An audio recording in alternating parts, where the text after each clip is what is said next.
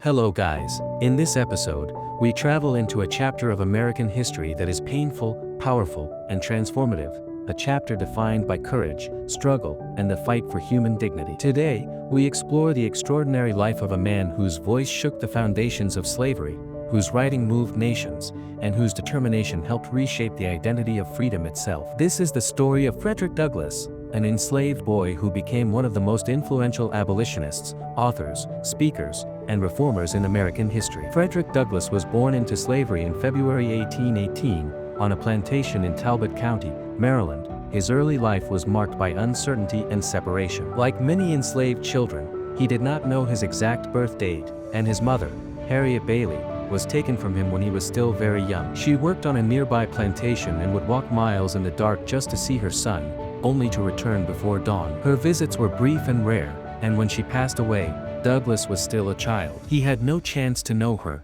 and no one stopped to explain her loss. This early loneliness and lack of identity was not accidental. It was designed to break connections and prevent enslaved people from forming bonds. But even as a child, Douglass felt a desire for something more, something beyond physical survival. He wanted understanding, meaning, and freedom. When he was around 8 years old, Douglass was sent to Baltimore to live with Hugh and Sophia Auld. It was there that something remarkable happened. Something small but powerful. Sophia Auld began teaching Douglass the alphabet. For a short time, she treated him with kindness, unaware of the unwritten rules that denied enslaved people education. But when her husband discovered this, he stopped the lessons immediately. Hugh Auld insisted that education would make enslaved people unfit for servitude because they would begin to question their condition, desire independence, and resist oppression. Those words, meant as a warning, became for Douglass a revelation. In that moment, he realized that literacy was not just knowledge, it was power. So Douglass continued learning in secret. He traded food with white children in exchange for reading lessons and studied newspapers, books, and discarded scraps of writing. Slowly, his world expanded, and with it, his anger and his hope. By the time he was a teenager, Douglass had already begun to rebel against the cruelty of slavery. After being sent to Edward Covey, a man known for breaking the spirits of enslaved people through violence, Douglass reached a turning point. One day, after enduring severe abuse, he fought back. The struggle lasted minutes, but the change it sparked lasted a lifetime. Covey never whipped him again. Douglass later wrote that this moment revived his sense of manhood and hope, describing it as the turning point in his life as a slave. Still, freedom would not come easily. For years, he planned, waited, and searched for the right opportunity. Finally, in September 1838, Frederick Douglass escaped to the north disguised as a sailor, traveling by train and boat to reach New York City. He was 20 years old, and now a free man. But freedom was not just a personal victory, it was a beginning. After settling in Massachusetts and marrying Anna Murray, the woman who helped him escape, Douglass found himself surrounded by abolitionist activity.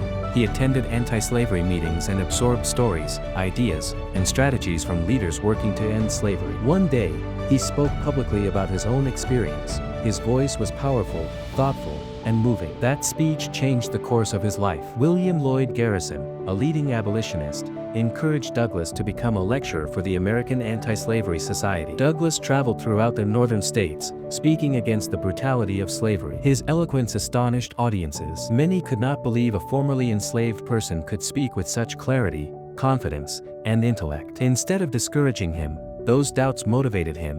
In 1845, he published his autobiography, Narrative of the Life of Frederick Douglass, an American Slave. The book was raw, detailed, and honest, revealing not only the horrors he had endured, but the thoughts and emotions of a man who had lived both oppression and awakening. The book became a bestseller. It brought him international attention, but also danger. His descriptions revealed identities and events that could lead to his re-enslavement. So Douglass traveled to Ireland and Britain for safety, where he continued speaking, writing, and advocating for abolition. Supporters eventually raised money to purchase his legal freedom, allowing him to return to the United States as a legally free man. Upon returning, Douglass expanded his work beyond speaking. He founded the North Star, an abolitionist newspaper that addressed slavery, civil rights, and moral reform. Its guiding message was simple but powerful: right is of no sex, truth is of no color, God is the Father of us all. Through printed words, Douglass reached tens of thousands of readers, shaping public opinion and challenging laws,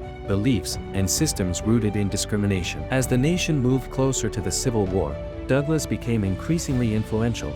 He met with President Abraham Lincoln multiple times, urging him to embrace emancipation not just as a wartime strategy, but as a moral necessity. Douglass also played a crucial role in the recruitment of African American soldiers into the Union Army. He worked tirelessly to ensure that black soldiers were not only allowed to fight, but given fair pay, treatment, and honor. His advocacy contributed to the enlistment of nearly 200,000 black soldiers, a force that helped shift the war's outcome. After the Civil War ended and slavery was abolished, Douglass did not slow down. Instead, he shifted his fight toward Reconstruction, demanding equal rights, voting protections, education, and full citizenship for African Americans. He advocated for the ratification of the 13th, 14th, and 15th Amendments, transforming legal freedom into constitutional protection. But Douglass's voice extended far beyond racial rights. He became a strong supporter of women's suffrage, working alongside leaders like Susan B. Anthony and Elizabeth Cady Stanton. Though they sometimes disagreed on strategy and timing, Douglass remained consistent in his belief that equality must include both gender and race. Throughout his career, Douglass held influential government positions, including United States Marshal for the District of Columbia, Recorder of Deeds in Washington, and Minister Resident to Haiti. Even as he stepped into formal leadership roles, he never stopped writing, speaking, or educating. He published multiple autobiographies, each exploring not only his life, but the evolution of his ideology, identity, and hopes for the nation. His final autobiography, Life and Times of Frederick Douglass, reflected decades of survival, growth, and service. Frederick Douglass understood that change required more than emotion. It required structure, communication, strategy, and persistence. His speeches were carefully constructed, his arguments grounded in reason, and his message always aligned with a simple but powerful belief that every person deserves dignity, respect, and the right to shape their own future. Even as an older man, Douglass continued to travel, speak, and inspire audiences across the country. His presence alone was a symbol of resilience, a reminder that someone born into bondage could rise to challenge systems built to silence him. On February 20th, 1895, Frederick Douglass passed away suddenly after attending a women's rights meeting. News of his death spread quickly,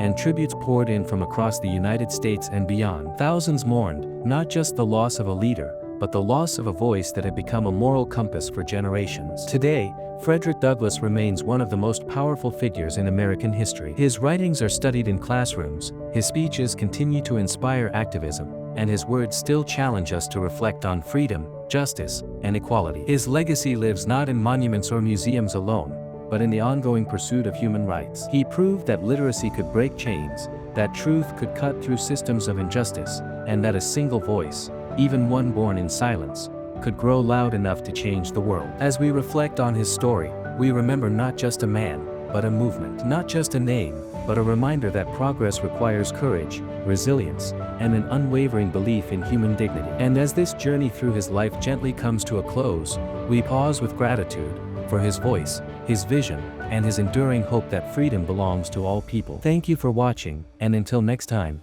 stay curious, stay thoughtful, and continue seeking the stories that shaped history and still shape us today. And do hit like and subscribe the channel.